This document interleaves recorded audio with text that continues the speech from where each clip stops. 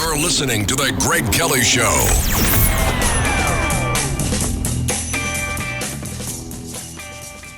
Here are some recommendations from Elon Musk, who I'm not sure if we like this guy anymore. When you're angry, go exercise. When you feel envy, focus deeper. What the hell does that mean, focus deeper? Anxiety, be mindful. Irritation, don't react. Tired, go to bed. Uninspired, take a shower. Now that one might work. Feel doubt, write and reflect. Will I be a cornball if I say pick up the Bible? Would I be a cornball? I got a little tap on the shoulder that told me, oh boy, Greg, you are in touch. You are totally in touch. You're on the right track. I mean, not everything I'm doing is right. Not everything I'm doing is perfect. But God is, and He is. He wants us. He wants the best for us. I had a little moment with the Bible, and it was like, oh, wow, it happened again. Just a direct shout out, okay? A direct, it's too hard to explain. I'll have to go, but I'm just telling you, you start reading it, miracles start happening. And I do recommend the Charles Stanley Life Principles Bible because, well, it has those little footnotes in it, and you might need those at first. He's like a little bit of a coach who guides you through the writings, and it's so powerful. It's and everything starts to change. Hey, here's something also. We can't be selfish about it. We got to be out there helping other people. I know it's so easy. It was so easy for me for many years to be like, I'm being all I can be just to get through the day. Especially when I was flying jets. I am being all I can be just to fly this damn thing. I don't have time for anybody else or anything else. I got a TV show tonight. I got no time for anybody else or anything else. No. That's a selfish way to live. And I was doing it for a long time, and I still can do it. You got to slow down. You got to look around. God can do amazing things through each of us. And don't think that He's going to take care of everything. He wants us to be part of the whole situation. I know He does. I know it. And people do say, Greg, you talk a big game about the Bible. I hear you can be pretty vicious with people. Well, that doesn't mean I don't love them. It means I don't like them sometimes, okay? Oh, and I don't like these guys in Brooklyn. They saw a cop get shot, and they thought it was the funniest thing in the world, and they put it on TikTok. Can you believe that? A cop was shot on Saturday, and they see the whole thing. They see a cop running, chasing after some guy, and the guy turns, fires a shot at the cop, and the cop gets shot. And these guys think it's hilarious. Cut 47, please. He really shot at the cops. This nigga not even running.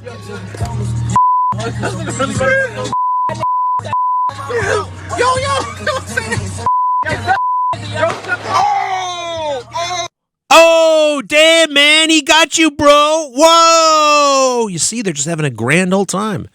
Unfortunately, the cop was not seriously injured. I can't say the same for the person who pulled the trigger. The suspect, well, we'll call him the criminal, the shooter is dead. I'm sorry, you shoot at a cop, that's going to happen, probably, right? So I got a picture of this moment where the guy shoots at the cop, and the cop, you can see the impact, you can see the moment. And did you hear those guys in the car? They see the whole thing going down. Oh, damn, man, he just shot at the cop. Did you see that little 8-year-old kid hassling the cops? Did you see that? Take a look for it if you don't mind. It's a little kid. He's calling a cop the B word, the C word, challenging him to a fight, trying to grab his gun. Get the hell out of here, you biatches. It's horrible. Now, where would a little 8-year-old little kid think to hate the cops that much? Where would that have come from? Where? Please tell us, though, that you and the Republicans and others more responsible people are doing things to help the country. This is not all that's going on, correct? I hope. That is correct. There's a lot of legislation that my colleagues and I are working on to actually get the country back in the right direction. I've been down to the southern border 3 times to see the invasion into our country. Colorado is now number 2 in fentanyl overdoses in our country. So this is fentanyl coming from China through our wide open southern borders and into our communities, killing our children and our community members.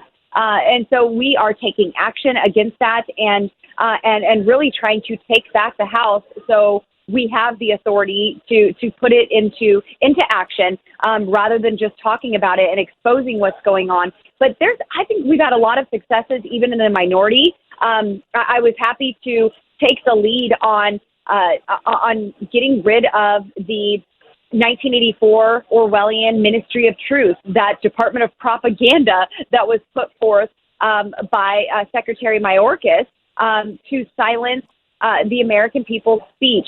And as soon as I got aggressive on that, they paused the Disinformation Governance Board, and and Nina Jankowicz resigned.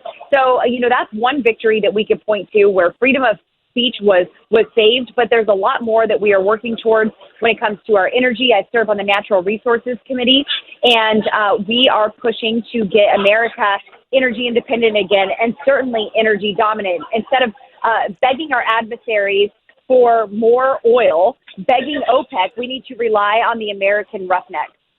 The American rough. I love it. I love it. Hey, listen, I'm looking right now live at Jamie Raskin. He went to Harvard Law School, I believe. He lives, I think, 5 minutes, I think, from the Capitol. He represents a district in Maryland. He's from the swamp. He's of the swamp. He was a state lawmaker for a long time. This guy could not be more opposite from you. You didn't do any of that stuff.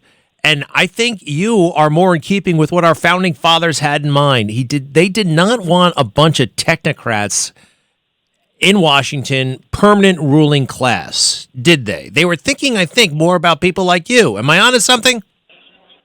I think you're onto something there, Greg. Our founding fathers did want citizen legislatures. They wanted people to go to our nation's capital, represent their people, and then go back home. So certainly not to reside in the swamp and stay there forever. This was supposed to be something that members of Congress were there for a short term. I believe what should have been the vision for that. I think George Washington set that example, saying, you know what, I'm only going to take 2 terms here as a president, and then he stepped down so someone else could be elected into that position. But we need more citizen legislatures in Washington, D.C. We need more people who have the experience that a small business owner has, signing the front of a paycheck rather than just always receiving and knowing what that's like to actually employ people and retain those employees and keep them going, and to be a part of your community, to give back to your community, rather than these career politicians like you see, like Joe Biden, who's been there for 50 years. And this is the only thing he's ever done, and he still can't even read a teleprompter correctly. Well, it's all in your book, My American Life. And I just feel like you are what they were talking about. You know, you had that thriving business, a restaurant, really nitty gritty. The way you told me earlier, the waitresses actually had guns on they wore real guns on their hip. That was part of the draw of the restaurant. Tell us a little bit about, well, actually, if you don't mind, 10 years before you got to the House, what were you doing 10 years? Because you defeated a 5-term incumbent. So he would have been there 10 years. When you became the next congresswoman from your district, what were you doing 10 years prior? Yeah, I was starting a restaurant in Rifle, Colorado. I have 4 boys who really motivate me to do something about the future of our country. You know, you have these kids and you think you could just stay home and love on them forever, but they actually encourage you to make sure they live a really good life. So it pushes your boundaries for sure. But I opened this restaurant in Rifle, Colorado called Shooter's Grill. And when we first opened, it was a Western-themed restaurant. I just wanted to give back to the community, be able to employ people. And shortly after we opened, there was an altercation where a man lost his life outside of my restaurant. And it immediately prompted the question in me, how am I going to protect everyone? How am I going to protect myself? So I began to open carry. My waitresses later began to open carry firearms. We had training in the restaurant for our patrons and our servers.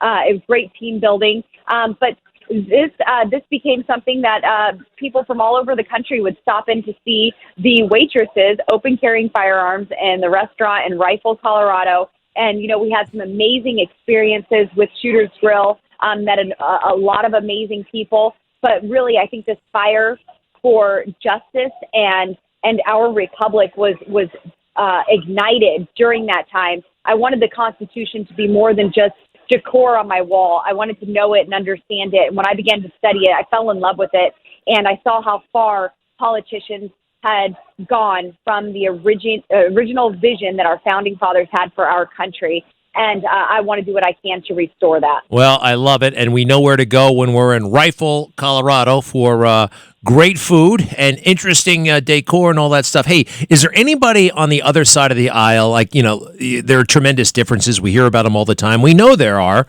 and there should be. But is there anybody that, you know, you disagree with on the issues that you might be able to work with, that you've been working with, seeing eye to eye? Is there any hope for that? And by the way, that's not always necessarily a good thing. Bipartisanship for the sake of bipartisanship, I'm not necessarily for that. But is there anybody on the other side that you've been able to work with? You know, there's a couple of them that I was looking forward to working with whenever we are in the majority, but some of them are leaving, actually, because they know that they are in tough races, and so they're leaving. We have Ed Perlmutter from Colorado who's leaving, and he and I have had a lot of conversations this year. But one member, unfortunately, they all work for Nancy Pelosi, so working for them right now is impossible because they work for her. But there is one member of Congress from Texas, Henry Cuellar. He serves on a border district in Texas, and he's been the only Democrat that I could find that actually has joy. He's the only happy Democrat that I have found in Washington, D.C., and he's not too terrible on the Second Amendment. But Greg, I am going to have to catch a flight back. Yeah, we're going to let you go. So sorry. Sorry about that. Everybody can get My American Life. Congresswoman Boebert, good luck. Safe travels. We're so glad you're there. Thanks so much. Take care. You're great. Thanks so much. Bye. Yeah, she is at the airport right now, about to get on the shuttle, and that's good. The shuttle. We don't even call it the shuttle anymore. You ever notice that? We got the flights to Washington, D.C. from LaGuardia, and we don't call it the shuttle. Whatever happened to the shuttle? There was the Trump shuttle.